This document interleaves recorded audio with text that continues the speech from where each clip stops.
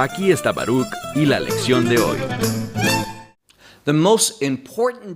El día más importante de los 6 días de la creación es el sexto y último día. Sabemos que los números son importantes en las Escrituras, y si hacemos un buen estudio de los números, encontraremos que el número 6 se relaciona con la gracia de Dios. Cuando Dios creó los cielos y la tierra, y en Génesis 1 tenemos un relato histórico y preciso de la creación, y es muy significativo que la creación haya sido un proceso de 6 días. ¿Por qué? Porque cuando Dios hizo al principio los cielos y la tierra, estos no estaban en su forma definitiva. Por eso leemos que el Espíritu de Dios estaba moviéndose sobre la superficie de las aguas. Por eso, Dios empezó a hablar, y las cosas comenzaron a cambiar a través del ministerio del Espíritu de Dios y de la palabra de Dios. Esos dos hechos, el ministerio del Espíritu Santo y la palabra de Dios, fueron los que hicieron que la creación fuese buena ante sus ojos, es decir, conforme a su voluntad.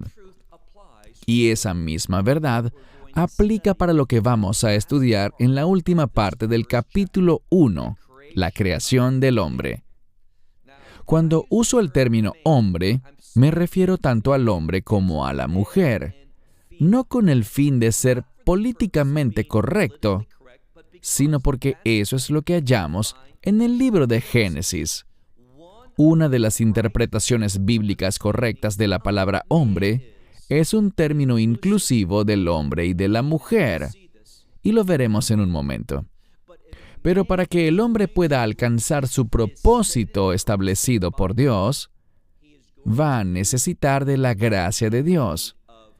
Dios sabía eso desde antes de la fundación del mundo, y por eso Él creó al hombre en el sexto día, en referencia a esa necesidad de gracia.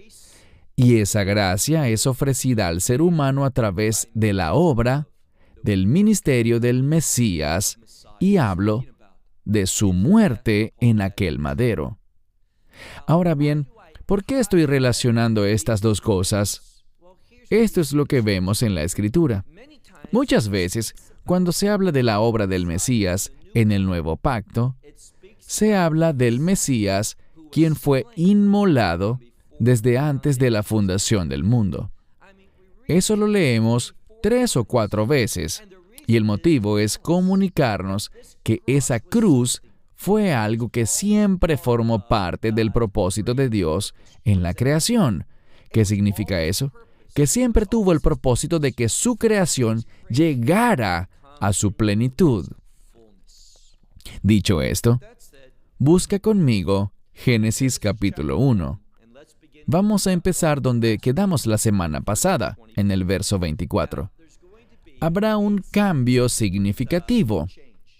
Anteriormente, en nuestro estudio, cuando hablamos de la creación de la vida, vimos que la vida que Dios empezó a crearla en el mar, es decir, en las aguas. Hablamos de la importancia del agua en este primer capítulo de Génesis. Está conectada a la vida, pero lo que vamos a ver hoy es que no toda la vida, es decir, no todos los animales ni la humanidad, nosotros no provenimos de las aguas. Verán, hay quienes enseñan falsedades y dicen que el origen de la humanidad está en las aguas, que toda forma de vida se originó en las aguas. Pero, ¿saben? Ese no es el caso. No vemos que en el libro de Génesis se enseñe eso. ¿Por qué lo digo? Cuando lleguemos al verso 24, allí no serán las aguas las que estarán llenas de vida, con distintas formas de vida, apareciendo de acuerdo a su propia especie, sino que en el verso 24 vemos estas palabras. Y Dios dijo, que la tierra produzca, y la frase es Nefesh Hayá. En la mayoría de las Biblias dice que la tierra produzca seres vivientes, y lo pusieron en plural, pero literalmente está en singular y simplemente significa ser viviente. Yo creo que esto tiene un significado muy general e inclusivo, así que no tengo problema con que esté en plural, pero literalmente está en singular. Pero esto es lo que Dios está enfatizando, y no es nada nuevo. Cuando hablamos de la vegetación, cuando hablamos de los árboles y otras formas de vida, vimos que siempre se creaba según su propio tipo.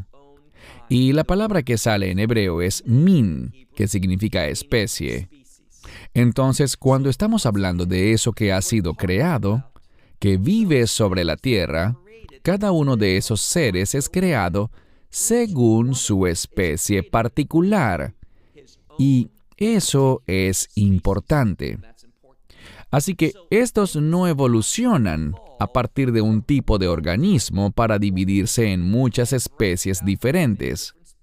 La palabra de Dios no permite eso. ¿Y saben qué? No hay evidencia científica de que eso sea así. Es una teoría, y por cierto, muchos que estudian genética, que estudian lo relacionado con la biología, te dirán que no existe evidencia científica en los registros de fósiles de que una especie se haya convertido en otra especie. Esa evidencia no existe, y eso apoya lo que dice la Escritura. Sigamos con el verso 24. Y Dios dijo, que la tierra produzca, y traduciremos esto como criaturas vivientes, según su propio tipo, bestias y seres que se arrastran, y cada forma de vida de la tierra, según su propio tipo. Y así fue.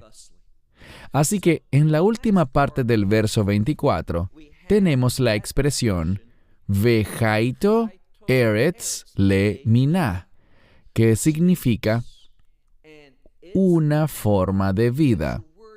Esta palabra describe a un animal, pero se deriva de la palabra vida, así que toda criatura viviente de su propio tipo fue producida. Eso es lo que Dios está diciendo. Y luego dice, y así fue. Pasemos ahora al verso 25. Eso es lo que Dios está diciendo y veremos el cumplimiento de eso. Y Dios hizo a los animales de la tierra según su tipo, y todas las bestias según su tipo. La palabra bestia es behemá, que en las Escrituras suele referirse a animales como las ovejas, las cabras o el ganado en general. Y la palabra hayá es un término más general para decir animal. Pero independientemente de eso, cada tipo fue creado según su propia especie, y todo lo que se arrastra sobre la tierra según su propio tipo. La palabra hebrea min, que significa tipo o especie, en los versos 24 y 25 aparece 5 veces. Es raro que en 2 versos de las Escrituras aparezca la misma palabra idéntica 5 veces. Si le preguntamos a cualquier erudito bíblico por palabras que aparezcan con frecuencia, si vemos una redundancia, ¿cuál es el propósito de esa redundancia? Ellos contestarían que es para dar énfasis. ¿Y qué está enfatizando Dios? Que Él hizo a cada animal según su propia especie. Fueron creadas según su especie y éstas no se convierten en otra especie. La Escritura nos afirma esto con mucha fuerza. ¿Y en qué se basa la evolución? Se basa exactamente en lo opuesto. Y como les dije, aunque aparezca en libros de texto y enseñen la evolución en las escuelas o en la preparatoria. De hecho, hay un profesor de seminarios, llamémoslo así, muy conocido. Yo no lo llamaría un maestro de la Biblia porque no enseña la verdad. Él ha declarado públicamente que la evolución es cierta. Y sencillamente, eso no es un hecho. Y personas con títulos de doctorado en genética y temas relacionados con la biología también te dirán que la evolución, como la enseñó Darwin y como fue presentada en su teoría, es simplemente incorrecta. Así que es triste hoy en día ver a tanta gente que acepta la evolución como un hecho científico, cuando la ciencia, es decir, sus mejores expositores, la rechaza. Y su rechazo de la evolución hace que apoyen justamente lo que se menciona en las Escrituras, que cada especie es única y que una especie no se convierte en otra especie. Sigamos leyendo entonces el versículo 25. Y Dios hizo los animales de la tierra según su propia especie, y los animales domesticados, behemá, como las ovejas, las cabras y el ganado, según su especie, y todo lo que se arrastra sobre la tierra, según su tipo. Y Dios vio que era bueno. Lo bueno está relacionado con, y espero que sepas la respuesta, con la voluntad de Dios. Fue a través de lo que dijo Dios que su voluntad se convirtió en una realidad. Y es solo cuando tomamos la palabra de Dios y la aplicamos a nuestra vida que la voluntad de Dios se convertirá en la realidad que vivimos. Las cosas que vemos aquí están logrando el propósito establecido para su creación. Y Dios quiere que nosotros sepamos cómo podemos volvernos recipientes en los cuales puedan hacerse realidad los propósitos de Dios que Él tuvo cuando nos creó. Bien, pasemos ahora al verso 26. Y Dios dijo, y aquí viene una redacción muy particular. Muchos de ustedes conocen la importancia que tiene. No dice que Dios hizo, sino hagamos. ¿Hagamos a quién? Adán. En unos minutos vamos a descifrar con base en la Escritura que la palabra Adán, en Génesis capítulo 1, se refiere tanto al hombre como a la mujer. Se refiere a la humanidad. ¿Y qué dijo Dios? Dios habló y dijo, hagamos al hombre. La frase hagamos al hombre y el hecho de que esté en plural es algo muy informativo. Muchos de ustedes interpretan con razón que esta es una referencia a Dios como Padre, Hijo y Espíritu Santo. El judaísmo rechaza eso, claro está, y dicen que es porque Dios está dirigiéndose a las huestes celestiales, a los seres angélicos que están con Él en los cielos, y está hablándoles a ellos, y por eso está en plural. Bien, veremos que esa afirmación enfrenta un gran problema. Sigamos leyendo el verso 26. Y Dios dijo, hagamos al hombre a nuestra imagen. La palabra es tselem y es traducida como imagen. Esta tiene que ver con un reflejo, y lo que la Escritura nos dice es lo siguiente. Solo cuando cumplimos con los propósitos para los cuales Dios nos creó, entonces y solo entonces, vamos a reflejar la imagen de Dios, es decir, que estaremos manifestando su gloria. Hay una segunda palabra que también es muy significativa, y es que Dios dijo, hagamos al hombre a nuestra imagen, y luego viene la frase, conforme a nuestra semejanza. De nuevo, esto está en primera persona del plural. Así que es nuestra imagen y conforme a nuestra semejanza. La palabra semejanza tiene que ver con comportamiento. Lo importante aquí es lo que refleja el resultado de nuestra actividad. Y está hablando de nuestra actividad, de que nos comportemos como lo hace Dios. ¿Eso significa que nos convertimos en Dios? No. ¿Eso significa que nos convertimos en recipientes de la divinidad? No es así. Es una palabra relativa al comportamiento que nos habla de hacer, actuar y comportarnos conforme a los propósitos y los planes de Dios. Y esto debe verse en el hecho de que el ministerio del Mesías nos ha sido dado, de que somos el cuerpo del Mesías. Y es solo cuando somos obedientes a sus propósitos que podremos mostrar su semejanza, que estaremos revelando su identidad y estaremos manifestando su gloria. Y recuerden que todo esto está ocurriendo ¿cuándo? En el sexto día. Esto solo es posible como consecuencia de la gracia de Dios obrando en tu vida y en mi vida. Sigamos leyendo el verso 26. Y Dios dijo, hagamos al hombre a nuestra imagen, conforme a nuestra semejanza, y tenga él dominio. Pero literalmente dice, tengan ellos dominio. Está en la tercera persona del plural. Así que ya es una referencia al hombre en plural, en el sentido de que es hombre y mujer. Tengan ellos dominio sobre los peces del mar y las aves de los cielos, o del cielo, y las bestias, y sobre toda la tierra, y sobre todo lo que se arrastra sobre la tierra. Lo importante aquí es lo siguiente.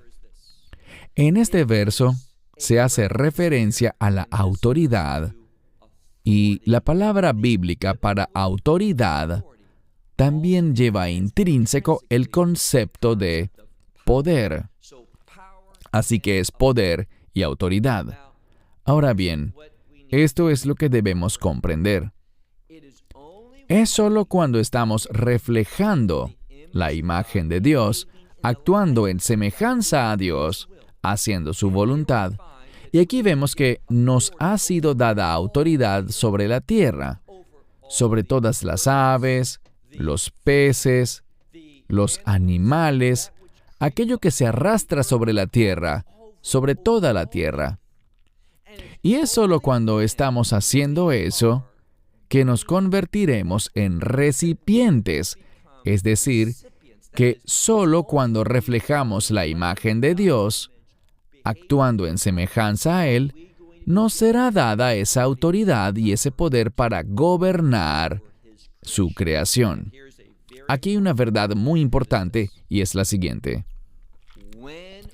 Cuando nosotros no cumplimos los propósitos de Dios, la razón por la cual fue creado el hombre, cuando no estamos haciendo esas cosas, nos estará faltando ese poder, esa autoridad. Y veremos que el mundo no reflejará los propósitos de Dios. Y cuando no estamos poniendo en práctica ese llamado de la creación para el cual fuimos hechos, ¿qué sucede? Se abre una invitación para que entre el enemigo, Satanás, y llene ese vacío. Cuando somos desobedientes, cuando no caminamos en los propósitos por los cuales Dios nos creó, entonces el enemigo comenzará a ejercer su autoridad en este mundo. ¿Y cuál será el resultado? Bien, el resultado es que cuando la palabra de Dios y el ministerio del Espíritu Santo no está siendo ejemplificado en nosotros y a través de nosotros, ¿qué resultará? Lo que aprendimos en la primera lección. Cuando el Espíritu de Dios no estaba moviéndose, cuando Dios no estaba hablando, ¿qué había? Tohu vebohu, literalmente caos. Un mundo que no refleja el orden de Dios. Así que lo que Dios nos está diciendo aquí es que cuando el hombre no cumple su propósito, es decir, los propósitos de Dios, la razón por la cual Dios creó al hombre, el resultado que eso trae al mundo será el caos. Y veremos que cada aspecto de este mundo no se comporta conforme a lo que Dios quiere. Sigamos leyendo. Vamos al verso 27. Y Dios creó al hombre a su imagen. A imagen de Dios lo creó. ¿Cómo lo creó? Zahar un nekevá. Hombre y mujer los creó. Así que el lenguaje utilizado no podría ser más claro respecto a lo que Dios estaba expresando. Aquí en Génesis 1, estamos viendo la creación, y por cierto, los que enseñan que hay dos relatos diferentes de la creación, es decir, que hay un relato de la creación y luego tenemos otro, y que Dios decidió darnos ambos, eso es falso. Lo que Dios nos ha dado son dos perspectivas distintas de la misma creación. En Génesis capítulo 1 estamos viéndola de una cierta manera, pero en Génesis capítulo 2 la veremos de una forma diferente. En Génesis 1 se trata de una perspectiva general, cómo fueron hechas todas las cosas. Y allí hay un mensaje para nosotros, pero en el capítulo 2 de Génesis será muy distinto, porque vamos a ver cómo la creación de Dios se relaciona de forma única con el hombre. Estamos teniendo un anticipo de eso ahora, pero se profundizará más en el capítulo 2. Sigamos leyendo el verso 27. Y Dios creó al hombre a su imagen. A imagen de Dios lo creó. Hombre y mujer los creó. ¿Y qué hizo Dios? Veamos el verso 28. Dios nos creó para que seamos personas bendecidas. Eso es importante que lo sepamos. Pero esa bendición solo se puede experimentar cuando estamos cumpliendo los propósitos para los cuales fuimos creados, cuando estamos ejerciendo esa autoridad, cuando gobernamos la creación de una manera tal que refleje la gloria de Dios y también demuestre su semejanza en la creación. Cuando ese sea el caso, hallaremos la bendición de Dios. De nuevo, hay un orden. Es cuando recibimos la gracia de Dios que podemos convertirnos en personas bendecidas. Veamos el verso 28. Y Dios los bendijo y les dijo, es decir, Dios les dijo, sean fecundos y multiplíquense, y llenen, y esto es importante, ya habíamos hablado de esto en una lección anterior. Si tu Biblia dice algo como vuelvan a llenar, eso no es lo que significa este término en hebreo. Esta palabra significa simplemente llenar algo. Dice aquí, y llenen la tierra. Y luego dice, y sojuzguenla. Esta palabra es likbosh, que significa conquistar o tener dominio sobre algo. Así que Dios le dio al hombre autoridad sobre toda la creación, y luego usó la misma palabra de antes cuando dijo que tuvieran dominio. Así que dice, conquístala, sojúzgala, úsala, en otras palabras, ten dominio sobre ella, sobre los peces del mar, las aves del cielo y sobre todo animal que se arrastra sobre la tierra. En este verso, Él agrega una palabra antes de lo que dijo en el verso anterior.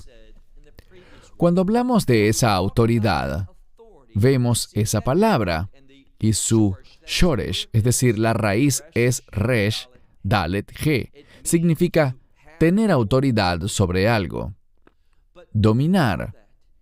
Pero antes de eso, en este verso que vemos ahora, tenemos una palabra adicional que lo precede y es la palabra likbosh, que significa conquistar. Significa hacerse cargo de algo, ponerlo en el lugar correcto, tener autoridad y luego hacer uso de esa autoridad.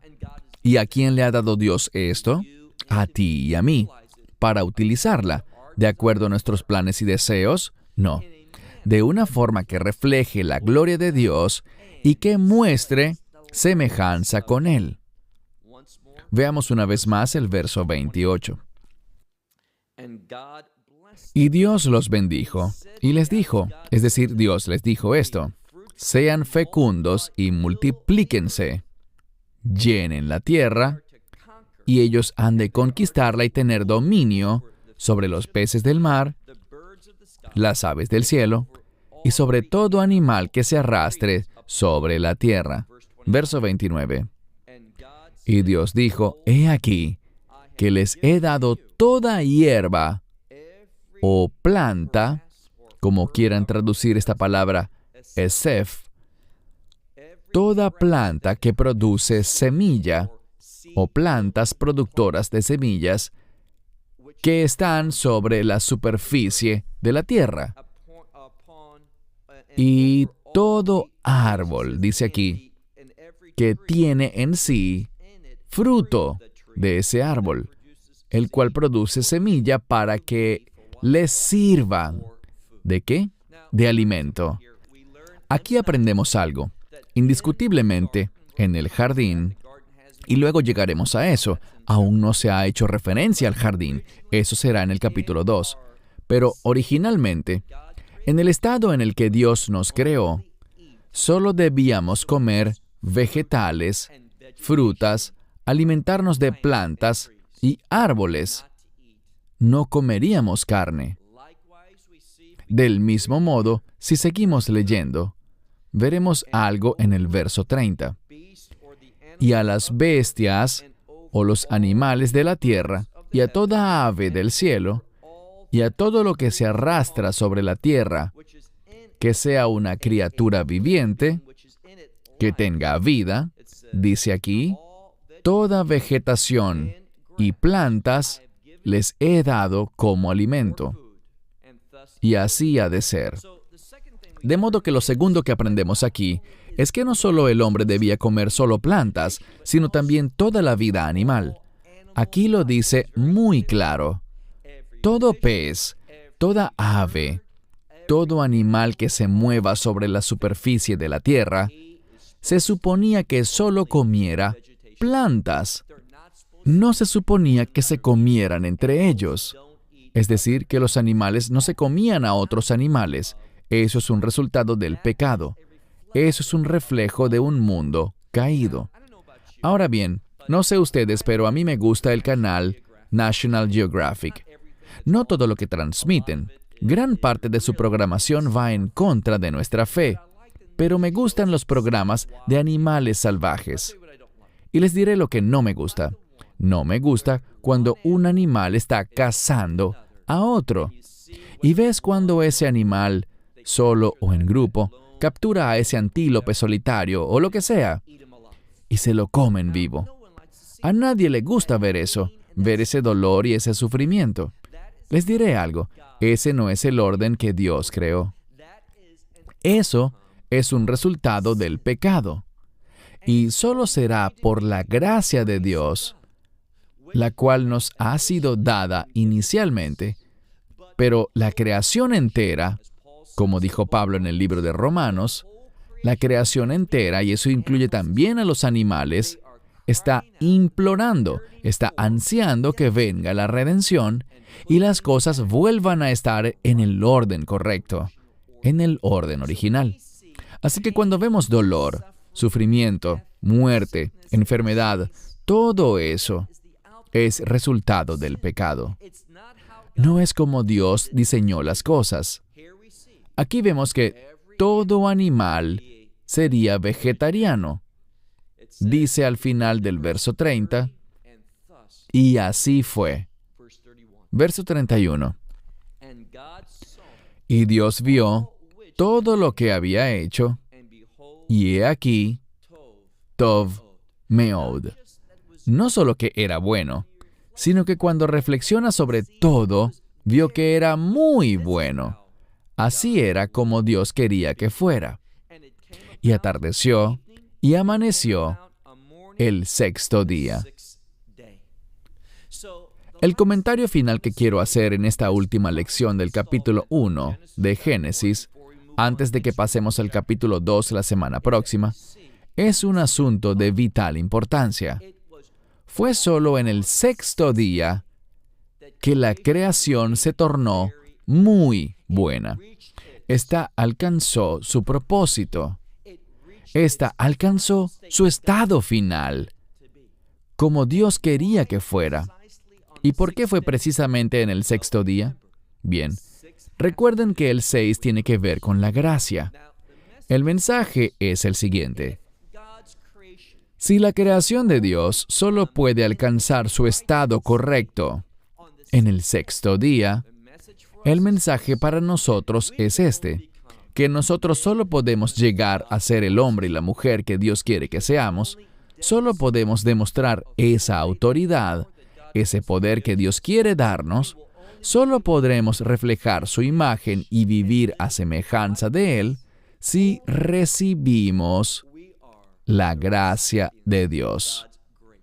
Y de nuevo, esa gracia que Él ha hecho conocida desde antes de la fundación del mundo, es decir, que la obra del Mesías era antes de la creación y su necesidad de esta, pero solo la llevó a cabo hace 2000 años. Sin embargo, la realidad de que iba a hacerse esa obra precedió a la creación. ¿Y qué nos enseña eso? Nos enseña otro principio importante, que Dios, quien es omnisciente, sabe todas las cosas. Él sabe y Él provee lo que necesitamos incluso antes de que se manifieste esa necesidad. Y por eso lo más prudente que tú y yo podemos hacer es caminar en obediencia. Porque es solo en la obediencia que podemos tener la seguridad de que ese Dios de gracia, ese Dios bendito, ese Dios amoroso, ese Dios verdadero y fiel, va a proveer todas nuestras necesidades. ¿Y para qué son esas necesidades? Para que la voluntad de Dios se lleve a cabo, se cumpla y se manifieste en tu vida y en la mía. Bien, cierro con esto. Hasta la próxima semana cuando empezaremos Génesis capítulo 2.